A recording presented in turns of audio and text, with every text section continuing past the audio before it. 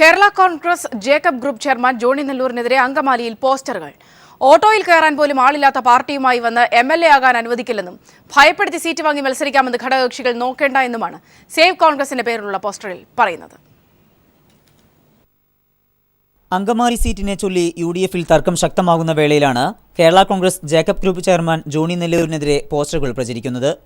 ഓട്ടോയിൽ കയറാൻ പോലും ആളില്ലാത്ത പാർട്ടിയുമായി വന്ന് അങ്കമാലിയിൽ നിന്ന് തിരുവനന്തപുരത്തേക്ക് വണ്ടി കയറാമെന്ന് വിചാരിച്ചാൽ ഞങ്ങൾ അതിനെ അനുവദിക്കില്ല എന്നാണ് സേവ് കോൺഗ്രസിന്റെ പേരിൽ പ്രത്യക്ഷപ്പെട്ട പോസ്റ്ററിൽ പറയുന്നത്. അങ്കമാലി, ഇത് വിമോചന സമരത്തിന്റെ നാട്, കോൺഗ്രസിന്റെ ഉറച്ച മണ്ണ്. കോൺഗ്രസ് പ്രവർത്തകരുടെ വികാരത്തെ അവഗണിച്ചാൽ വലിയ വില നൽകേണ്ടി വരുമെന്നും പോസ്റ്ററിൽ മുന്നറിയിപ്പ് നൽകുന്നു. ഘടകകക്ഷികളുടെ കയ്യിൽ നിന്ന് അങ്കമാലി സീറ്റ് ഏറ്റെടുക്കൂ, കോൺഗ്രസിനെ രക്ഷിക്കൂ എന്ന് ആവശ്യപ്പെടുന്ന പോസ്റ്ററിൽ ഭയപ്പെടുത്തി അങ്കമാലി സീറ്റിൽ മത്സരിക്കാമെന്ന് ഘടകകക്ഷികൾ വിചാരിക്കേണ്ട എന്നും കോൺഗ്രസിന്റെ മണ്ണ് കണ്ട് ഘടകകക്ഷികൾ കൊതിക്കേണ്ട എന്നും മുന്നറിയിപ്പ് നൽകുന്നുണ്ട്. കഴിഞ്ഞ തെരഞ്ഞെടുപ്പിൽ 7170 വോട്ടിന് ജനതാദൾ എസ് നേതാവ് ജോസ് തെറ്റേലിനോട് പരാജയപ്പെട്ടെങ്കിലും ഈ സീറ്റ് കിട്ടിയേ തീരൂ എന്ന കടുംപിടുത്തമാണ് ജോണി നെല്ലൂരിനുള്ളത്. എന്നാൽ NSU ദേശീയ പ്രസിഡന്റ് റോജി M ജോണിന് സീറ്റ് നൽകണം എന്ന ആവശ്യത്തിൽ കോൺഗ്രസ് നേതാക്കളും ഉറച്ചു നിൽക്കുകയാണ്. റോജി M ജോണിന് വേണ്ടി അണികൾ അണിയറ പ്രവർത്തനങ്ങൾ തുടങ്ങിയിട്ടുമുണ്ട്. അങ്കമാലി സീറ്റിനെ ചൊല്ലിയുള്ള UDFിലെ ചർച്ച അന്തിമഘട്ടത്തോടടുക്കുമ്പോഴാണ് പ്രതിസന്ധി സൃഷ്ടിച്ചുകൊണ്ട് പോസ്റ്ററുകൾ വ്യാപകമാകുന്നത്. News bureau, Kochi. കോൺഗ്രസുമായുള്ള ഉഭയകക്ഷി ചർച്ചയിൽ നിന്ന് JDU ഇറങ്ങിപ്പോയി. ഒരു സീറ്റ് അധികം നൽകണമെന്ന ആവശ്യം കോൺഗ്രസ് തള്ളിയതിനെ തുടർന്നാണ് JDU ഇറങ്ങിപ്പോയത്. JDUവിന് അനുവദിച്ച സീറ്റ് കോൺഗ്രസിന് എടുക്കാമെന്ന് JDU നേതാക്കൾ ചർച്ചയിൽ പറഞ്ഞു. വിജയസാധ്യതയുള്ള സീറ്റിനെ ചൊല്ലി RSPയുമായുള്ള ചർച്ചയും പരാജയപ്പെട്ടു. സീറ്റ് മാറ്റി നൽകാൻ കഴിയില്ലെന്ന് കോൺഗ്രസ് നേതാക്കൾ അറിയിച്ചതിനെ തുടർന്നാണ് ചർച്ച പരാജയപ്പെട്ടത്. കൂടുതൽ വിവരങ്ങളുമായി ഷീജ ചേരുന്നുണ്ട്. ഷീജ, ഈ അവസാന മണിക്കൂറുകളിലും വലിയ തർക്കം തുടരുക തന്നെയാണ്. ഘടകകക്ഷികൾ ഒന്നും തൃപ്തരല്ല എന്ന് തന്നെയാണ് മനസ്സിലാകുന്നത്, പ്രത്യേകിച്ച് JDU ആയാലും ഒക്കെ തന്നെ. എന്താണ് ഇന്ന് സംഭവിച്ചത്? സൗമ്യ, ഇന്ന് പ്രധാനമായും RSPയുമായും അതോടൊപ്പം തന്നെ JDUമായിട്ടായിരുന്നു കോൺഗ്രസിന്റെ ഉഭയകക്ഷി ചർച്ചകൾ തീരുമാനിച്ചിരുന്നത്. ഇതിൽ JDU ആണ് വലിയ തർക്കം ഉണ്ടായതിനെ തുടർന്ന് ഈ ചർച്ചയിൽ നിന്നും ഇറങ്ങിപ്പോകുന്ന ഒരു അവസ്ഥയുണ്ടായത്. പ്രധാനമായും സീറ്റുകൾ വെച്ച് മാറാം എന്നൊരു നിലപാടായിരുന്നു ഇന്നത്തെ ചർച്ചയിൽ JDU മുന്നോട്ട് വെച്ചത്. എന്നാൽ ഇത് അംഗീകരിക്കാൻ കോൺഗ്രസ് തയ്യാറായിരുന്നില്ല. അവർ ആവശ്യപ്പെട്ടിരുന്നത് മട്ടന്നൂർ, എലത്തൂർ, നേമം എന്നീ മണ്ഡലങ്ങൾ മാറിയായിരുന്നു ആവശ്യപ്പെട്ടിരുന്നത്. എന്നാൽ ഇതിൽ ഒരു സീറ്റെങ്കിലും സമവായത്തിലൂടെ അംഗീകരിക്കുകയാണെങ്കിൽ തങ്ങളുടെ ഡിമാൻഡുകൾ അംഗീകരിച്ച് ഈ ചർച്ച വിജയത്തിലേക്ക് നയിക്കാം എന്നൊരു രീതിയിലായിരുന്നു ഇന്ന് രാവിലെയുള്ള നീക്കങ്ങൾ. എന്നാൽ ഇതിൽ നിന്നും തീർത്തും വ്യത്യസ്തമായ ഒരു നിലപാടായിരുന്നു ഇന്ന് കോൺഗ്രസ് ഈ ചർച്ചയിൽ സ്വീകരിച്ചത്. ഇത്തരത്തിൽ കോവളം ആയിരുന്നു അവർ പ്രധാനമായും കോവളം ആവശ്യപ്പെട്ടിരുന്നു. നിയമത്തിന് പകരം തങ്ങൾക്ക് കോവളമാണ് മത്സരിക്കാൻ കൂടുതൽ താല്പര്യമുള്ള സീറ്റ്, അതുകൊണ്ട് അത് നൽകണം എന്ന് JDU ആവശ്യപ്പെട്ടു. അതിന് പോലും കോൺഗ്രസ് തയ്യാറാകാത്ത ഒരു സാഹചര്യത്തിലാണ് ഇന്നിപ്പോൾ JDUമായുള്ള ചർച്ച ഉടക്കി പിരിഞ്ഞിരിക്കുന്നത്. അവർ വ്യക്തമാക്കിയ കാര്യം വീരേന്ദ്രകുമാർ തന്നെ യോഗത്തിൽ വ്യക്തമാക്കിയത്, ഇത്തരത്തിലാണ് കാര്യങ്ങൾ നീങ്ങുന്നതെങ്കിൽ തങ്ങളുടെ 7 സീറ്റിലും കോൺഗ്രസ് തന്നെ മത്സരിച്ചോട്ടെ എന്നൊരു നിലപാടായിരുന്നു ഇന്നത്തെ ഉഭയകക്ഷി ചർച്ചയിൽ വീരേന്ദ്രകുമാർ സ്വീകരിച്ച നിലപാട്. ഇനിയുള്ള ചർച്ചകളൊന്നും തന്നെ ഇവിടെ നടക്കില്ല. ഇവിടെ നടന്ന ഇത്രയും ദിവസങ്ങളിലായി നടന്ന ചർച്ചകളിൽ ഒന്നും തന്നെ ഈ വിഷയത്തിൽ ഒരു പുരോഗതി ഉണ്ടാകാത്ത പശ്ചാത്തലത്തിൽ ഇനി ദില്ലിയിൽ വെച്ചാകാം ചർച്ചകൾ എന്ന് വ്യക്തമാക്കിക്കൊണ്ടാണ് നേതാക്കൾ ഇന്നത്തെ ചർച്ചയിൽ നിന്നും ഇറങ്ങിപ്പോയത്. RSPയുമായുള്ള ഉഭയകക്ഷി ചർച്ചയും പരാജയപ്പെടുകയായിരുന്നു. പ്രധാനമായും വിജയസാധ്യതയില്ലാത്ത സീറ്റുകളാണ് തങ്ങൾക്ക് നൽകിയിട്ടുള്ളത്. ഈ സീറ്റുകൾ മാറ്റി നൽകണം എന്നൊരാവശ്യമാണ് ഇന്നത്തെ ഉഭയകക്ഷി ചർച്ചയിൽ RSP നേതാക്കൾ മുന്നോട്ട് വെച്ചത്. എന്നാൽ ഇത് അംഗീകരിക്കാനും കോൺഗ്രസ് തയ്യാറായിരുന്നില്ല. അതോടൊപ്പം തന്നെ അവർ ആവശ്യപ്പെട്ടിരുന്നത് അവർക്ക് 6 സീറ്റ് വേണം എന്നുള്ള കാര്യമായിരുന്നു. ഇതിൽ 5 സീറ്റ് മാത്രമേ നൽകാൻ കഴിയൂ എന്നുള്ള നിലപാട് കോൺഗ്രസ് ആവർത്തിക്കുകയായിരുന്നു. ഈ ഘട്ടത്തിലാണ് ചർച്ച അധികം നീളാതെ 15 മിനിറ്റോളം മാത്രമാണ് RSPയുമായുള്ള കൂടിക്കാഴ്ച നീണ്ടുനിന്നത്. ഉഭയകക്ഷി ചർച്ച അവരും ചർച്ച ഇത്തരത്തിൽ മുന്നോട്ട് പോകുന്ന പശ്ചാത്തലത്തിൽ ചർച്ച പരാജയപ്പെടുകയായിരുന്നു. ഇനിയും ഇവരുമായുള്ള RSPയുമായും JDUമായുള്ള ചർച്ചകൾ തുടരും എന്ന് തന്നെയാണ് കോൺഗ്രസ് നേതൃത്വം വ്യക്തമാക്കുന്നത്. എന്നാൽ തിങ്കളാഴ്ച ഇന്നത്തെ ദിവസം തന്നെ 2 ഉഭയകക്ഷി ചർച്ചകൾ കൂടി ശേഷിച്ചിരുന്നു. അതായത് കേരള കോൺഗ്രസ് എമ്മുമായും അതോടൊപ്പം ജേക്കബ് വിഭാഗവുമായും ചർച്ചകൾ അവശേഷിച്ചിരുന്നു. എന്നാൽ ഈ ചർച്ചകൾ അവരുടെ അസൗകര്യത്തെ തുടർന്ന് മാറ്റിവെക്കുകയായിരുന്നു. തിങ്കളാഴ്ചയാകും കേരള കോൺഗ്രസ് എമ്മുമായും ജേക്കബ് വിഭാഗവുമായുള്ള ശേഷിക്കുന്ന ഉഭയകക്ഷി ചർച്ചകൾ നടക്കുക. അതിനിടയിൽ ലീഗുമായി ടെലിഫോണിൽ സംസാരിച്ച് അവരുമായി ഒരു ധാരണ എത്താനുള്ള നീക്കങ്ങൾ കോൺഗ്രസിന്റെ ഭാഗത്തു നിന്നും നടക്കുന്നുണ്ട്. എന്നാൽ പോലും വലിയ ഒരു തർക്കങ്ങളിലേക്ക് തന്നെയാണ് ഈ ഉഭയകക്ഷി ചർച്ച നീങ്ങിക്കൊണ്ടിരിക്കുന്നത്. പ്രത്യേകിച്ചും ഇന്നുകൊണ്ട് ഉഭയകക്ഷി ചർച്ചകളിൽ JDUമായും RSPയുമായി ധാരണയിൽ എത്താനായിരുന്നു കോൺഗ്രസിന്റെ ഒരു നീക്കം. എന്നാൽ അത് പാളിയ ഒരു സാഹചര്യത്തിൽ ഇത് കൂടുതൽ വഷളാകുന്ന തരത്തിലേക്ക് തന്നെയാണ് കാര്യങ്ങൾ നീങ്ങുന്നത്. ഇത്തരത്തിലാണെങ്കിൽ 31-ന് എങ്ങനെ സ്ഥാനാർത്ഥി പട്ടിക പ്രഖ്യാപിക്കും എന്നൊരാശങ്കയാണ് നിലവിലുള്ളത് ഇപ്പോൾ. ഷീജയാണ് വിവരങ്ങൾ നൽകിയത്. ഘടകകക്ഷികൾ ഇടഞ്ഞു തന്നെ നിൽക്കുകയാണ്. സമവായ തീരുമാനങ്ങളൊന്നും തന്നെ ഇന്നത്തെ ചർച്ചയിലും ഉണ്ടായിട്ടില്ല. കോൺഗ്രസിന്റെ പ്രാഥമിക സ്ഥാനാർത്ഥി പട്ടികയായെന്ന് VM സുധീരൻ. 4 തവണയിൽ കൂടുതൽ മത്സരിച്ച് ജയിച്ചവരുടെ കാര്യം ചർച്ച ചെയ്തില്ലെന്നും പഴയ പട്ടികയിൽ കാര്യമായ മാറ്റം വരുത്തിയിട്ടില്ലെന്നും സുധീരൻ പ്രതികരിച്ചു. പൊതുവെ ഇതുവരെ കിട്ടിയ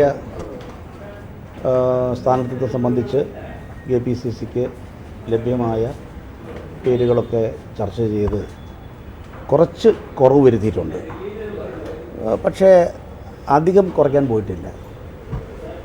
ഇനി ഇത് തെരഞ്ഞെടുപ്പ് കമ്മിറ്റിയുടെ പരിഗണനയ്ക്ക് വെച്ചിട്ട് അവിടെ നിന്ന് വരുന്ന അഭിപ്രായങ്ങൾ കൂടി ചേർത്തായിരിക്കും സ്ക്രീനിംഗ് കമ്മിറ്റിയുടെ പരിഗണനയ്ക്ക് വേണ്ടി സമർപ്പിക്കുക.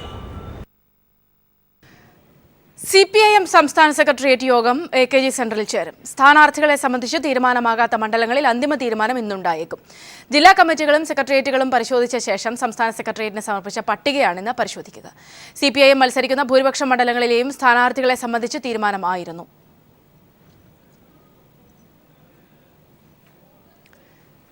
വിവാദ ഉത്തരവുകൾ LDF അധികാരത്തിൽ വന്നാൽ റദ്ദു ചെയ്യുമെന്ന് VS അച്യുതാനന്ദൻ. കരുണ അടക്കമുള്ള എല്ലാ കരാറുകളും റദ്ദാക്കുമെന്നും അദ്ദേഹം കൂട്ടിച്ചേർത്തു. സംസ്ഥാനത്ത് 5 ലക്ഷത്തോളം ഏക്കർ സ്ഥലമാണ് നഷ്ടപ്പെടണമെന്ന് പറയണം. UDF ഗവൺമെന്റിന്റെ ഉമ്മൻചാണ്ടിയുടെ എല്ലാം പരിഷ്കാരങ്ങളാണ് ഇടതുപക്ഷ ജനാധിപത്യ മുന്നണി അധികാരത്തിൽ വന്നാൽ അതെല്ലാം പൊളിച്ചു നീക്കും.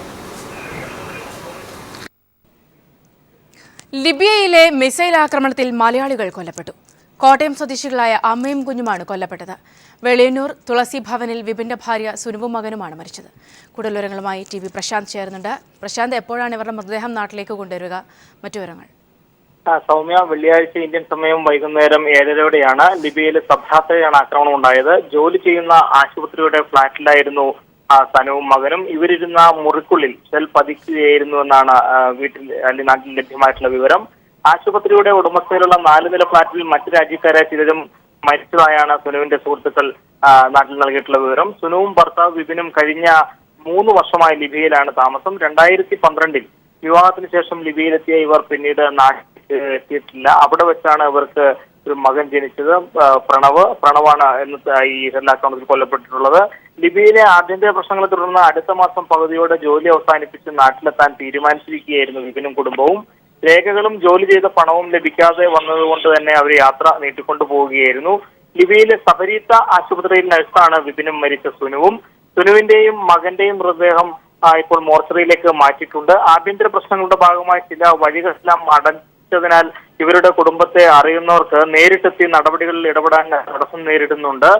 ഇത്തരത്തിലുള്ളൊരു തടസ്സം ഇതേക്കുറിച്ച് ഇവിടുത്തെ, അതായത് പാലക്കാട് MP രാജേഷും അതുപോലെ ആലത്തൂർ MP PK ബിജുവും എല്ലാം ചേർന്ന് ഇന്ത്യൻ എംബസിയുമായും ഒപ്പം സുഷമ സ്വരാജുമായും എല്ലാം ബന്ധപ്പെട്ടിരുന്നു. ഇതിന്റെ അടിസ്ഥാനത്തിൽ അവിടെ നിന്ന് ചില വിവരങ്ങൾ ലഭ്യമായിരുന്നു. എന്തായാലും ഇന്ന് അവിടെ അവധിയായതിനാൽ മറ്റു കാര്യങ്ങളൊന്നും, പോസ്റ്റ്മോർട്ടം അടക്കമുള്ള കാര്യങ്ങൾക്കൊന്നും തന്നെ ഏർപ്പെടാൻ കഴിയില്ല. അതുകൊണ്ട് തന്നെ നാളെ തന്നെ അവിടുത്തെ പോലീസുമായി ബന്ധപ്പെട്ട് FIR മറ്റു കാര്യങ്ങളും എല്ലാം തന്നെ ഏർപ്പാട് ചെയ്തുകൊണ്ട് പോസ്റ്റ്മോർട്ടം അടക്കമുള്ള നടപടികളിലേക്ക് കടക്കുമെന്നാണ് CPM കോട്ടയം ജില്ലാ സെക്രട്ടറി VN വാസവനെ അടക്കം അറിയിച്ചിരിക്കുന്നു. അദ്ദേഹം ഇവരുടെ വീട്ടിലെത്തുകയും ബന്ധുക്കളെ ആശ്വസിപ്പിക്കും. ഒപ്പം വിപിന്റെ അച്ഛനുമായി ഇത്തരം കാര്യങ്ങളെ കുറിച്ചെല്ലാം തന്നെ ആശയവിനിമയം എല്ലാം തന്നെ നടത്തുകയുണ്ടായി. അതുകൊണ്ട് തന്നെ മറ്റ് നടപടികൾ, പോസ്റ്റ്മോർട്ടം അടക്കമുള്ള നടപടികളെല്ലാം തന്നെ പൂർത്തിയായി കഴിഞ്ഞ ശേഷമേ ഇങ്ങോട്ടേക്ക് കൊണ്ടുവരുന്ന കാര്യത്തെക്കുറിച്ചെല്ലാം തന്നെ ആലോചനകളും മറ്റു കാര്യങ്ങളും നടക്കൂ. ഇപ്പോൾ ഇവരുടെ മൃതദേഹം സൂക്ഷിച്ചിരിക്കുന്നത് അവിടുത്തെ ആശുപത്രി മോർച്ചറിയിൽ ആണ് എന്നാണ് നമുക്ക് ലഭ്യമായിട്ടുള്ള വിവരം. പ്രശാന്താണ് വിവരങ്ങൾ നൽകിയത്. ഫാദർ ടോം ഉഴുന്നാലിനെ തട്ടിക്കൊണ്ടുപോയത് IS ഭീകരർ എന്ന് കേന്ദ്ര സർക്കാരിന്റെ സ്ഥിരീകരണം. കേന്ദ്രമന്ത്രി സുഷമ സ്വരാജാണ് ഇക്കാര്യം സ്ഥിരീകരിച്ചത്. മാർച്ച് 4-നാണ് ഫാദറിനെ യമനിൽ നിന്നും കാണാതായത്. ഫാദറിനെ സുരക്ഷിതമായി തിരിച്ചുകൊണ്ടുവരാനുള്ള ശ്രമം തുടരുകയാണെന്നും കേന്ദ്ര വിദേശകാര്യ മന്ത്രാലയം അറിയിച്ചു. ഈ മാസം 4-ാം തീയതി തെക്കൻ യമനിലെ ഏദനിൽ മിഷണറീസ് ഓഫ് ചാരിറ്റി സന്യാസിനി സമൂഹം നടത്തുന്ന വൃദ്ധസദനത്തിൽ തീവ്രവാദികൾ നടത്തിയ ആക്രമണത്തിനിടെയാണ് വൈദികൻ ടോം ഉഴുന്നലിനെ കാണാതായത്. ആക്രമണത്തിൽ 4 കന്യാസ്ത്രീകൾ ഉൾപ്പെടെ 16 പേർ കൊല്ലപ്പെട്ടിരുന്നു. ആക്രമണത്തിന് ശേഷം കാണാതായ ഫാദർ ടോം ഉഴുന്നലിനെ IS തീവ്രവാദികൾ തട്ടിക്കൊണ്ടുപോയതാണെന്ന് അഭ്യൂഹമുണ്ടായിരുന്നെങ്കിലും ഇപ്പോഴാണ് കേന്ദ്ര സർക്കാർ ഇക്കാര്യം ഔദ്യോഗികമായി സ്ഥിരീകരിക്കുന്നത്. വിദേശകാര്യമന്ത്രി സുഷമ സ്വരാജ് ഔദ്യോഗിക ട്വിറ്റർ അക്കൗണ്ട് വഴിയാണ് ഇക്കാര്യം അറിയിച്ചത്. അദ്ദേഹത്തെ സുരക്ഷിതമായി തിരിച്ചെത്തിക്കാനുള്ള ശ്രമങ്ങൾ തുടരുകയാണെന്നും സുഷമ സ്വരാജ് അറിയിച്ചു. എന്നാൽ അദ്ദേഹത്തെ എവിടെയാണ് തടങ്കലിൽ പാർപ്പിച്ചിരിക്കുന്നത് എന്നതുൾപ്പെടെയുള്ള വിവരങ്ങൾ ലഭ്യമായിട്ടുണ്ടോ എന്ന കാര്യത്തിൽ വ്യക്തതയില്ല. അയൽരാജ്യമായ ജിബൂട്ടിയിലെ എംബസി വഴിയാണ് ഇന്ത്യ കാര്യങ്ങൾ മുന്നോട്ട് നീക്കുന്നത്. News bureau, Delhi. ഹൈദരാബാദ് സർവകലാശാലയിൽ അരങ്ങേറിയത് മുൻകൂട്ടി തയ്യാറാക്കിയ പദ്ധതികളെന്ന് തെളിയുന്നു. VC ചുമതലയേൽക്കുന്ന ദിവസം അപ്പാർ റാവു സഹായികൾക്ക് നൽകിയ മാർഗനിർദ്ദേശ പത്രിക പുറത്തായി. ചുമതലയേറ്റാൽ ഉടൻ MP അറിയിക്കണമെന്നാണ് പത്രികയിലെ നിർദ്ദേശം. ആവശ്യമായ പോലീസ് സേനയെ വിന്യസിക്കണമെന്നും മുൻകൂട്ടി നിർദ്ദേശം നൽകി. കേന്ദ്ര സർക്കാരും അപ്പാർ റാവുവും തമ്മിലുള്ള ബന്ധം വ്യക്തമാക്കുന്ന തെളിവുകൾ പീപ്പിൾ TVക്ക് ലഭിച്ചു. ദളിത് വിദ്യാർത്ഥിയുടെ മരണത്തിന് ഉത്തരവാദിയായ അപ്പാർ റാവു വീണ്ടും VCയായി ചുമതലയേറ്റെടുത്തത് കേന്ദ്ര സർക്കാരിന്റെ നിർദ്ദേശപ്രകാരമായിരുന്നെന്ന് വ്യക്തമാക്കുന്ന തെളിവുകളാണ് പീപ്പിൾ TVക്ക് ലഭിച്ചത്. ചുമതലയേൽക്കുന്ന സമയത്ത് നടപ്പാക്കേണ്ട പദ്ധതികളെക്കുറിച്ച് സർവകലാശാല ബോർഡ് അംഗങ്ങൾക്കും പേഴ്സണൽ അസിസ്റ്റന്റ് കൃഷ്ണപ്രസാദിനും നൽകിയിരിക്കുന്ന നിർദ്ദേശപത്രികയിലാണ് കേന്ദ്ര സർക്കാർ പിന്തുണ വ്യക്തമാക്കിയിരിക്കുന്നത്. മാർച്ച് 22-ന് ചുമതലയേൽക്കുന്നതിന് മുമ്പ് MPയും കേന്ദ്ര തൊഴിൽ മന്ത്രിയുമായ ബന്ദാരു ദത്താത്രേയോട് ചുമതല ഏറ്റെടുക്കുന്ന കാര്യം ഫോണിലൂടെ അറിയിക്കാനാണ് അപ്പാർ റാവു നിർദ്ദേശിച്ചിരിക്കുന്നത്. വിദ്യാർത്ഥികൾ പ്രതിഷേധമുയർത്തിയാൽ കൂടുതൽ പോലീസുകാരെ വിന്യസിക്കാൻ ആവശ്യപ്പെടാനും പേഴ്സണൽ അസിസ്റ്റന്റ് കൃഷ്ണപ്രസാദിനോട് അപ്പാർ റാവു നിർദ്ദേശിച്ചു. ഔദ്യോഗികമായി ചുമതല ഏറ്റെടുത്താൽ ഇമെയിൽ മുഖാന്തരം ആദ്യം MP അറിയിക്കണമെന്നും നിർദ്ദേശമുണ്ട്. സ്ഥാനം ഏറ്റെടുക്കുന്നതിനായി എല്ലാ സൗകര്യങ്ങളും ഒരുക്കാൻ രജിസ്ട്രാർക്കും ബോർഡ് അംഗങ്ങൾക്കും നിർദ്ദേശം നൽകി. ഹൈദരാബാദിൽ അരങ്ങേറിയ സംഭവങ്ങളിൽ യാതൊരു പങ്കുമില്ലെന്നാണ് തെലങ്കാന സർക്കാർ മനുഷ്യാവകാശ കമ്മീഷനെ അറിയിച്ചത്. എന്നാൽ VC അപ്പാർ റാവുവും കേന്ദ്ര സർക്കാരും തമ്മിൽ കണക്കുകൂട്ടി നടപ്പാക്കിയ പദ്ധതിയാണ് സർവകലാശാലയിൽ അരങ്ങേറിയതെന്നാണ് രേഖകൾ വ്യക്തമാക്കുന്നത്. Manushankar, news bureau, Delhi.